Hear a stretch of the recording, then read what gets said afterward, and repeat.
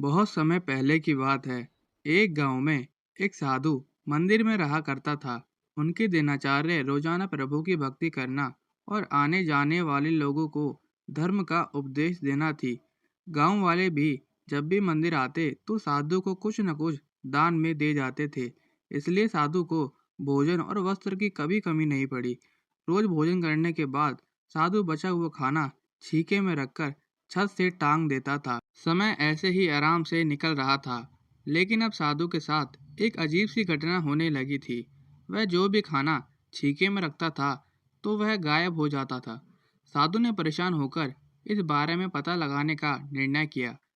उसने उस रात को दरवाजे के पीछे छिपकर देखा कि एक छोटा सा चूहा उसका भोजन निकालकर ले जाता है। दूसरे ही दिन उन्होंने छीके को और ऊपर कर दिया ताकि चूहा उस तक ना पहुंच सके, लेकिन यह उपाय भी काम नहीं किया। उन्होंने देखा कि चूहा और ऊंची छलांग लगाकर छीके पर चढ़ जाता था और भोजन निकाल लेता था। अब साधु चूहे से परेशान रहने लगा था। एक दिन उस मंदिर में एक भिक्षुक आया। उसने साधु को परेशान देखा और उसकी परेशानी का कारण पूछा, तो साधु ने भिक्षुक को पूरा किस्सा सुना दिया।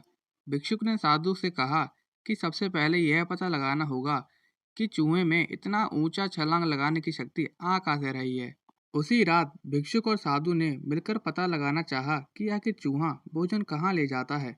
दोनों ने चुपके से चूहे का पीछा किया और देखा कि मंदिर के पीछे चूहे ने अपना बिल बनाया हुआ है। चूहे के जाने के बाद उन्होंने बिल को खोदा तो देखा कि चूहे के बिल में खाने पीने का सामान बहुत सारा पड़ा हुआ है। तब भिक्षुक ने कहा कि इसी वजह से चूहे में उछलने की इतनी सारी शक्ति आ रही है।